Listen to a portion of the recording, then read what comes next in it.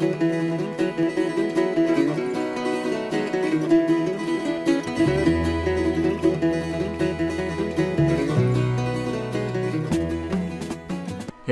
whippersnappers, it's Tortimer the Great. Welcome back to another exciting episode of Hexath'locke Season 5.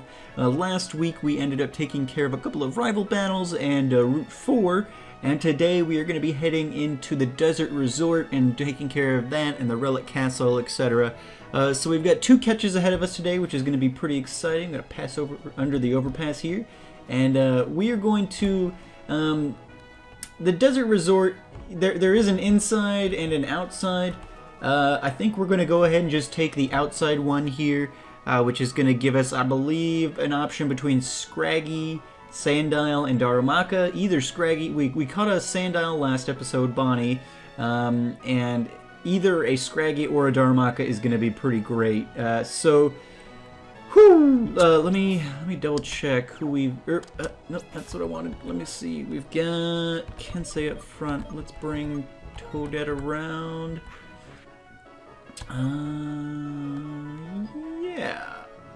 Yeah, let's say that. Alright, so we'll go with Toadette. Fingers crossed for a Darumaka or a Scraggy within 2 attempts.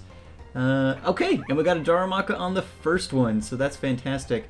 Let's throw out Toadette here. It is level 20, so let's quickly throw the Stun Spore on it.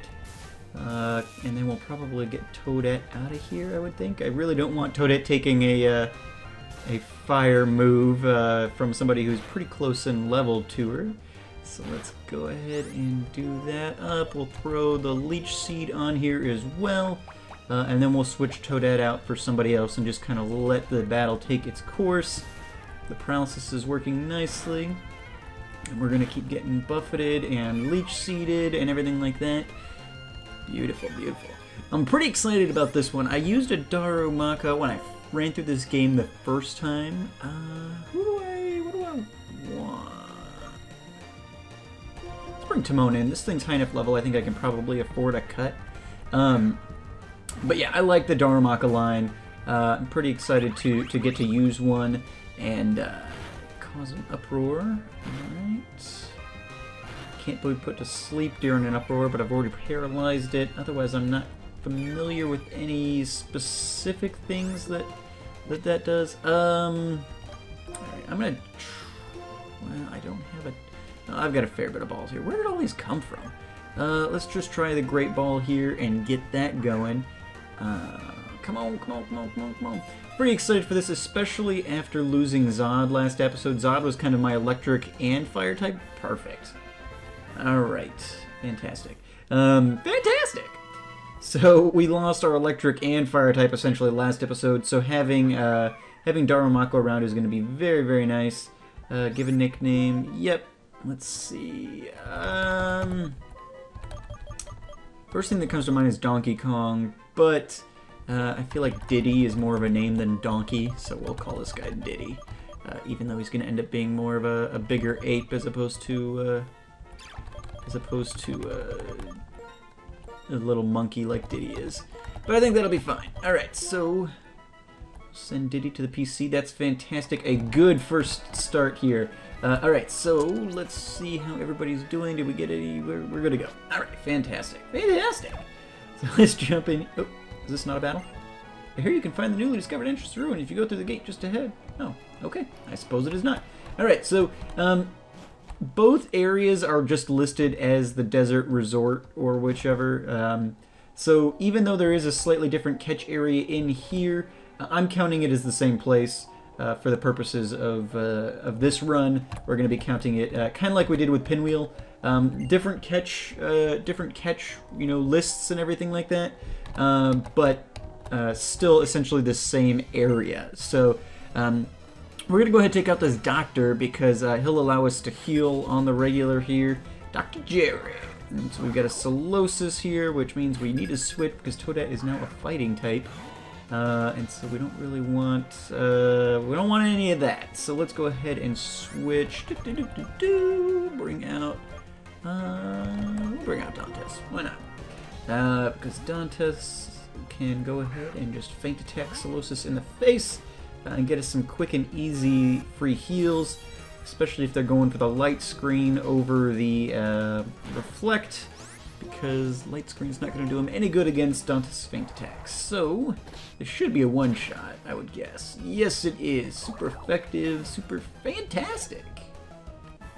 And we're getting experience. Very good.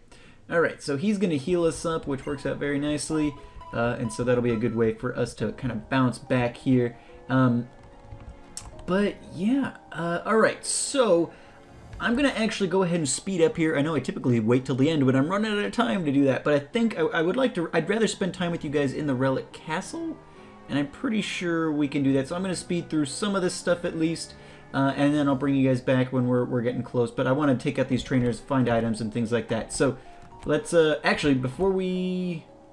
No, right, this is the same area. We get another catch in Relic Castle. So we'll be doing that. Let's take on this guy, and we'll see you guys back at normal speed here in a couple minutes. Alrighty.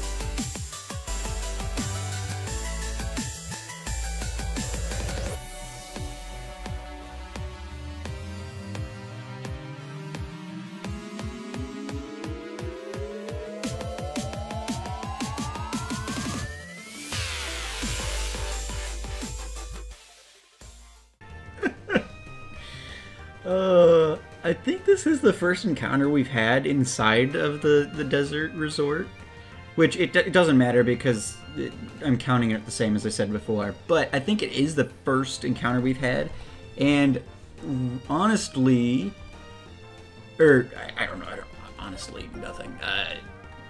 I would have loved a Dwebble. I would have loved having a Dwebble and a Crustle on the team, but Dwebble is only a 10% chance in here, so I did not even... Oh, what was that? Okay, yow. I don't even know what that was, but it needs to not happen again. But did he use counter or something on me? What was... Smackdown? Is one of those... Is ice weak to rock? I don't know what that was, but yikes. But yeah, if I had known that well, I definitely want a Darumaka. There's so many good Pokemon in this area, which is the problem. Like, I would love a Scraggy, I'd love a Darumaka, I'd love a Sandile, I'd love a Dwebble. I guess I could have gotten Dwebble outside, too. So it doesn't really matter. But if I'd counted this as two areas, we could have had Morden on the team, too. Although I think I'm running out of... places to put Pokemon. I was thinking earlier during the speed up that, man, you know, who am I going to replace to get, you know, Diddy on the team and stuff? Forgetting that now that Toadette is fighting type, we probably don't need Ernie specifically, so we probably can replace him. And then if we wanted to bring Bonnie on the team, if you guys, let me know what you guys think in the comments down below. If you think that if a Crocodile and or the Sandile line is going to be a better teammate, better use of our time and space than the Roggenrola Gigalith line, let me know. Let me know. I'm interested in that. But yeah, so we need to get... Ooh, I did not mean to waste a Soda Pop on 4 HP. I was trying to switch Kensei around. But yeah, so I took a look briefly there and realized that the Relic Castle is actually mostly closed off at this point. So this episode is going to be real short if I speed through everything but the Relic Castle. So that's fine. We'll just continue on here, and the Sandstorm kicked up. We'll quickly get rid of this Dwebble here, and then we'll probably run from the rest of the wild encounters that come upon us, just because I'm more interested in trainers and items and things like that while we're out here in the wilds. But yeah, so I just... Ooh! Getting all choked up. It's amazing to me. So like This is the first time I've played this generation in a long time. Did I not? Did I miss that move somehow? Let's kill the double, please, Kensei. It's been a long time since I played this generation, and you guys know my feelings on, like, mainly though. Okay, so I take issue with some of the Pokemon design. I won't apologize for that. Your first come, so I moved. Oh, soft sand. All right, well, if we use Bonnie, she can make use of that. I don't apologize for my opinion on some of the Pokemon designs, because as a design-oriented person, I tend to lean more towards well-designed Pokemon, at least in my mindset. Anyway, that's all objective, so I don't really want to get into it one way or the other here. But there's no denying. So the plot gets bogs down this game a lot. I feel like there's lots of jibber jabber going on that I just don't care about. Especially in Black and White 2, that really kind of cemented my distaste for this generation, because, like, I was a couple hours into the game and it was still, like, giving me tutorial-y stuff. It's like, really? Are we still doing this? Do I have anything against Maracactus? Anything at all? I guess Dante's. But all that stuff aside, so I don't care for all the Pokemon. The plot kind of bogs things down a little bit, I feel like, sometimes. Ooh, Needleland. That's painful. Yikes. Okay. Man, Dante's is not doing good today. Let's bring Ernie out. So all that stuff aside, there's no denying that this game is beautiful. I mean, I feel like somebody, it might have been Aaron, had made a comment about, you know, the animated sprites adding so much life to it. And that's absolutely true. The animated sprites in battle is a huge improvement. And we went even a step further in Gen 6. But you know me, I'm partial to sprites. You know, it's not that I don't like the Gen 6 stuff. They look great too, and I love the even extra life that they're able to give with the models. Because, like, you know, if you watch my X blind run, like, when the first Zigzagoon goes down, he just looks so sad, and just the way he crumples and everything, it's like super depressing. And that's fantastic, the fact that they can, you know, get those emotions out of you for like a little, you know, computer-generated image. And so that's something they weren't really able to do before, but even you know, just animating these sprites like they've done here has been a huge boost. And in the terrain, I think Erin Cerise asked in one of her recent Nuzlocke episodes, you know, what was your favorite Pokemon region? At least that's how I interpreted it, as favorite region as opposed to favorite game, or least favorite. I think it was least favorite region, and because hers was Sinnoh, and we were talking about Sinnoh at that point, because that's what the Nuzlocke runs through. But I stopped and thought about it, and it's like, I really do like Gen 5, region-wise. It's an interesting region. It's got things like this desert, you know, you got all the multi-levels here and the sandstorms going in, and obviously all of that isn't necessarily new. You know, you had sandstorms in Hoenn and things like that as well, but it's still a very pretty game, and it definitely has its high points, especially, you know, we were in Castelia City, and, you know, just like those vistas going across the bridge, and just the way that the city is constructed, and for me, I'm more partial, just, you know, I'm not a big city person in general. I've been to, like, New York and Chicago and some of the bigger cities here in America, and it's nothing against those. I prefer a smaller, quieter environment. So, you know, the little villages of Kanto and Johto speak to me more than, like, the giant metropolis of Castelia. So, you know, I'm not as, like, I don't connect personally as much with it, but what they've been able to do with this stuff and just the evolution of the Pokemon games has been really interesting. And so this generation is very cool, and I'm definitely getting a new appreciation for it because I haven't really played around with much of these in some time. I've definitely played them. I think I did 2 or 3 run-through. Well, no, two run-throughs. Well, it was 2 or 3 in White, and then I did a partial run-through on White 2 or Black 2 or whichever one I had. Oh, good, we got some more freshwaters. Alright, let's duck into the Relic Castle here. I'm sure there's more people to attack out here in the desert, but let's head in since the entrance is right here. We've got more people to attack in here as well. As I said, most of this is kind of blocked off. They're going to have to continue excavating it. This is our first encounter in here, but we do have a sand dial, so we get 2 attempts to potentially find a Yamask, which would be cool. I remember when... giving a lot of plugs to Erin today, but she did a Volt White run of this game, and she was able to get a Yamask.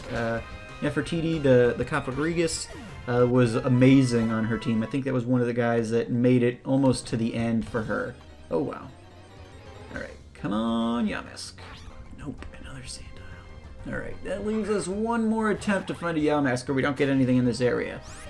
So, fingers crossed, folks. Fingers crossed for a Yamask, but we'll fight it. Well, nah, we might as well just get this encounter out of the way, and then we'll do our trainer battles. Here's a story about a lovely Yamask. Here we go. Alright. That is too bad. Really don't need another sand dial. So, we'll just expect that Bonnie can handle it, and we'll move on. Okay. I guarantee you, 10 Polka Dollars says our next encounter is a Yamask. There are 2 things I've learned about quicksand. If you try to walk through the middle, you'll fall. And if you try to run through it, you'll fall. Okay. My psychic Pokemon just started making noises. Is that because we're in the ruins, or is it because of you? I don't have any idea why that would be. I'm not a psychic Pokemon trainer. I don't even have a psychic Pokemon. What do you got? Siglif. Alright. Very nice, very nice. We'll bring in... hopefully Dantes can handle a Siglif. It's a psychic flying type, so the dark ice type should be able to handle it, but I guess we'll find out here in a second. But yeah, so this game is visually very attractive, and so I'm gaining a newer appreciation for it since it's been a while since I've touched them, even though I did play a fair bit of them when they first came out, because I like to get my money's worth of games. I don't necessarily buy lots of new games, just in general. That's why, I mean, I'm still playing Pokemon, which I've been playing for the last... Gosh darn it. Dantes, we need to boost your defenses here a bit, buddy. I'm still playing Pokemon over and over and over again, and I still play Minecraft all the time, and because I like playing a game, or I like buying a game that I can get, you know, hundreds of thousands of hours of gameplay out of. And I probably shouldn't spend hundreds of thousands of hours playing games, but that's another issue entirely. Yep, there goes. Next encounter, Yamask. Of course. But it is a Nuzlocke, folks, so we can't get it. And I am gonna run because it doesn't matter at this point. All right, so let's attack this lady, and then I think we can get our fossil here as well, which will be exciting. I'm looking forward to that. I think I believe that I've decided I'm going with the Archon fossil, just because of, well.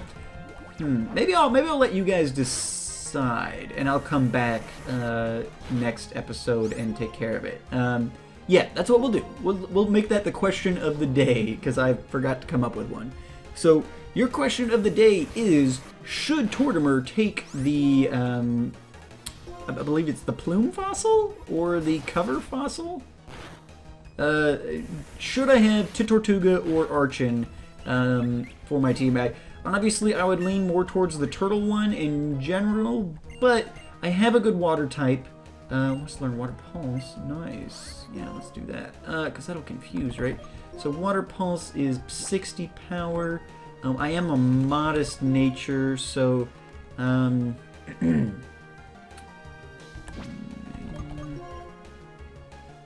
we'll just get rid of Water Gun.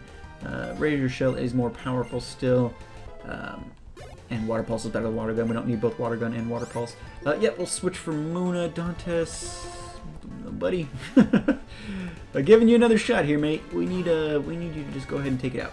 Usually, I guess he's fast enough and strong enough to just one-shot things, so I don't normally have to worry about his defenses. But man, but yeah. So today's question of the day.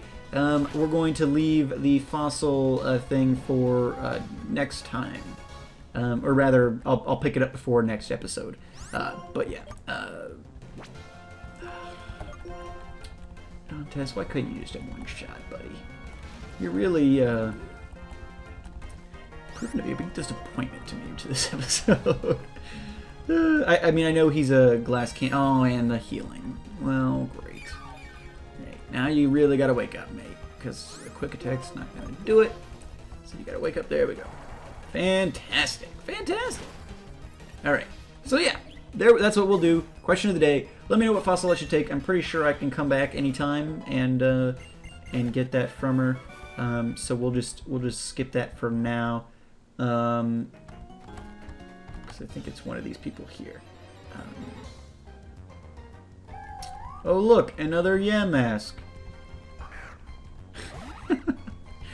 Sorry, I'm not bitter. It's my own rule. It's my own rule. There's some people who do Dupe's Claws, and you can just battle until your heart's content, until you find somebody that you wanna. Can say is way too high level to be out here right now. Okay, if we're going up against ghost types, Dantes can come out. All right, so I believe that this lady here will give us the fossil. Oh, well that didn't work. I was thinking I could skirt that, but I guess not.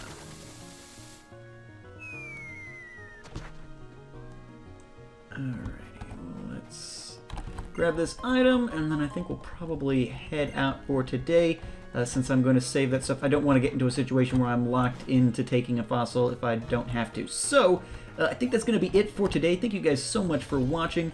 As always, I've been Tortimer the Grey, and you guys have been great. I appreciate the continued support for those of you guys who are continuing to watch this series. Views are dipping again. I think part of the problem is that I've been out of town, and I decided, because of that, to cut out all the showdown stuff, except for sub day. And so I think that's keeping a lot of people from I think that's keeping traffic from being driven to this the channel. I think that's been pretty much views have been down on everything since that happened, and then I'm losing the views from that as well. So anyway, thank you guys so much for watching. I've been Tortimer the Grey, and you guys have been great. Let me know which fossil you think I should take, Archon or Tortuga. Use whatever criteria you would like, but please let me know what you're thinking. You know, if the only reason I'm thinking, so I don't have a good flying type. I didn't get a P-Dove in any of the previous routes, so that could be useful. So I'm thinking Archon could be useful. But if Kensei ever goes down, water Pokemon aren't real plentiful here in Unova. I think you can't even get the fishing rod till after the Elite Four or something stupid like that. So, yeah, I don't know. Well, let me know what you guys are thinking. That's the only reason I'm conflicted, is because I was thinking Archon because flying types. But if Kensei does go down, which I would think, oh, that's not going to happen. But then we lost Deku last season, my starter. So. You never know. You never know. And I don't know if there are other water type options really in Unova. I'd have to look into it. But yeah, thank you guys so much for watching. I'm Tortimer the Great. You guys are great. Make sure those likes, comments, and subscriptions for me, guys, and I'll see you guys next time. Have a good one.